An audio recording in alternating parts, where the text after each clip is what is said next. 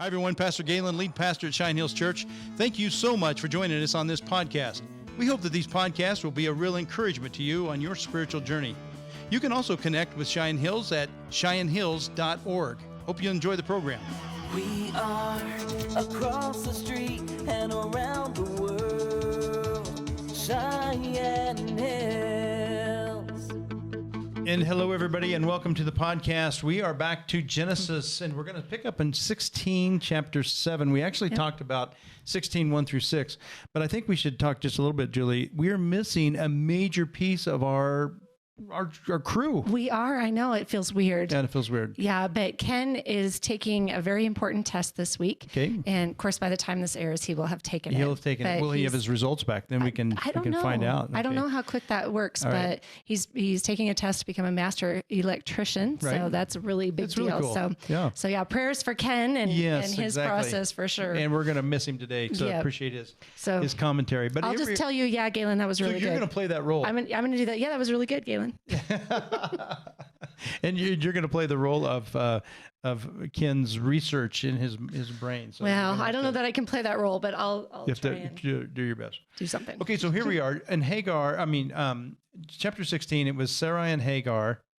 Sarai said to Abram, you go be with, since I can't have children, you go be with the servant, which wasn't completely out of, that was relatively normal. Mm-hmm. That wasn't like something, we see that today and it's like, oh my gosh, it's just, I can't even imagine. Mm-hmm. And yet in that particular day, not completely out of the norm, not right, but still not completely out of the norm. And basically she was trying to, make a way for a child to be born and to Abram.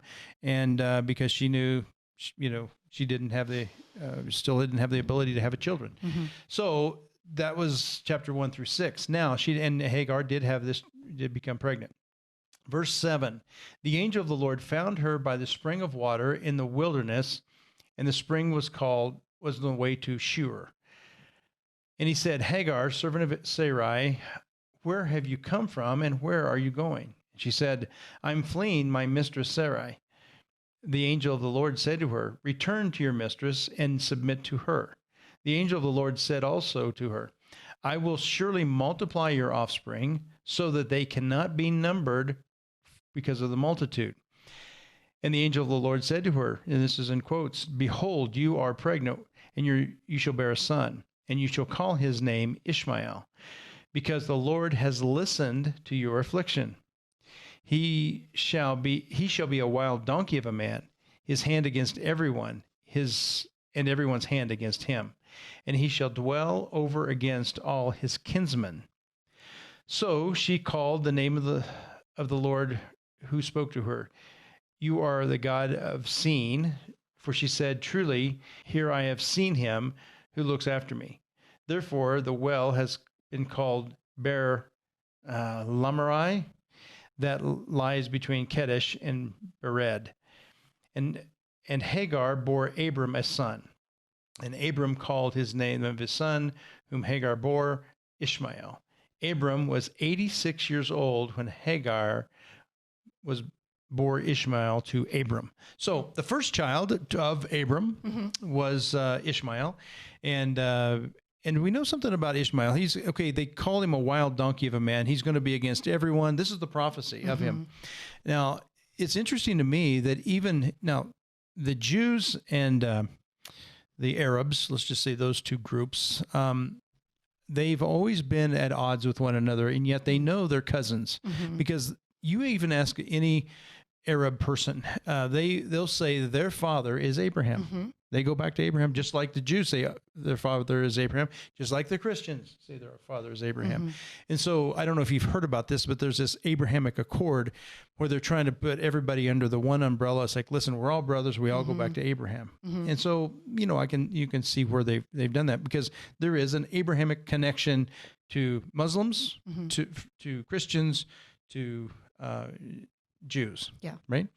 And so there is some truth in that. Now, what I've always wondered is, do all Arabs or Muslims, let's just say Muslims now, because we're on the more of the religious, not just the ethnic part of their heritage, but the religious part of their heritage is Muslim, do they consider themselves to be descendants of Ishmael?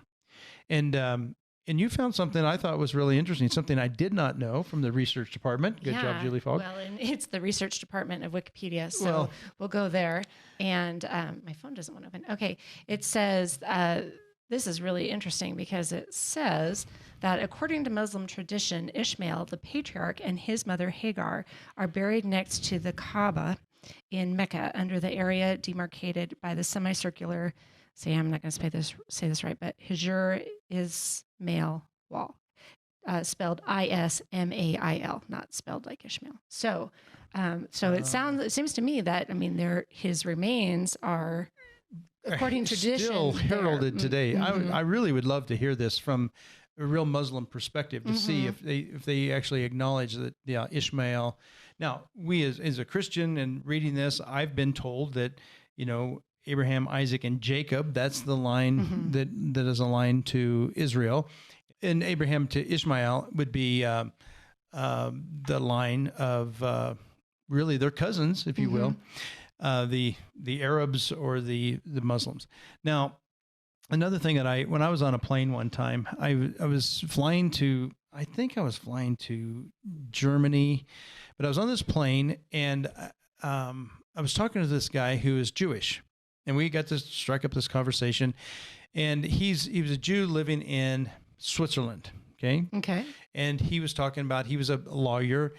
He was, he was talking about how everything was socialized, and here's how the perks of it and all these other things. And I, we just had this pretty lively conversation. I was just asking him a lot of questions, and he was, kind of convinced me that this was the way to go. And I was like, well, I can see that working for a small group of people, but for 300 and some million people, it doesn't work. It wouldn't work quite as well. Sure. And he didn't have an answer for that. But anyway, but he did say something about Christians, and he was asking me about our Christian faith a little bit.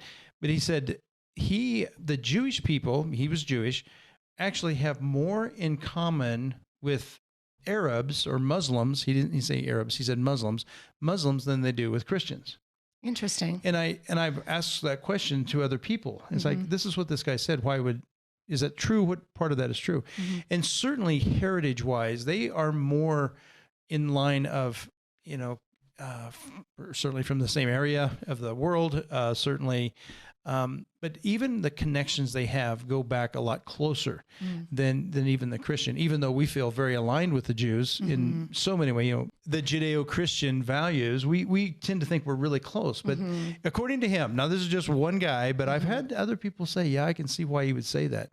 They actually have more of an alignment with the Muslims or in the Arab. Yeah. And because of this, probably the story right here. Yeah, that's really interesting. Well, and even probably genetically, because they, as Gentiles, we may not necessarily trace our heritage back, but that's true. At some point, maybe back, the language crosses over a lot. Some of the words are similar, and there's just a lot more similarities. I see that now.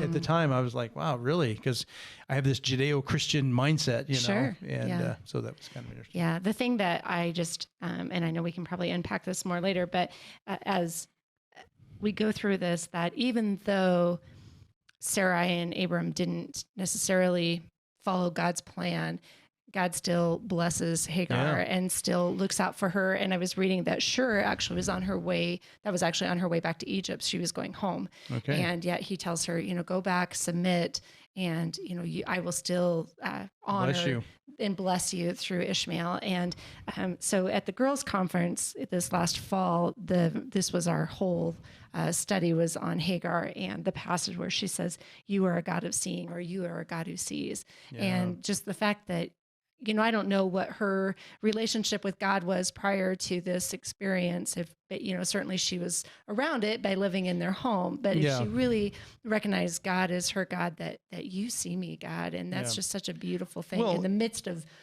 being on your own, in the midst of being a pregnant servant, all of it. Well, and it wasn't like she was looking for this conflict, right? No, it's like it was just kind of thrown onto her. It's like, okay, here, you're going to have a child by Abram, and it's like, I'm got to be traumatic. It's got to be, it's crazy in our world to think about, but it's interesting that like you said, that they what the angel said, that you would be, your descendants will be a multitude. There, Abram's promise is that you would be the father of many nations, and he is. The Jews, the Muslims, the Christians, and we all claim Abraham. I think it's fantastic. A picture. It's an amazing promise fulfilled. Even in disobedience, God, Absolutely fulfilled that promise. Yeah, it's a beautiful thing. Well, anyway, so we've pretty well cooked, I think, Sarai and Hagar and that whole story, fascinating story, Genesis chapter 16. And thanks for joining us today. I hope you'll continue on in our journey through Genesis.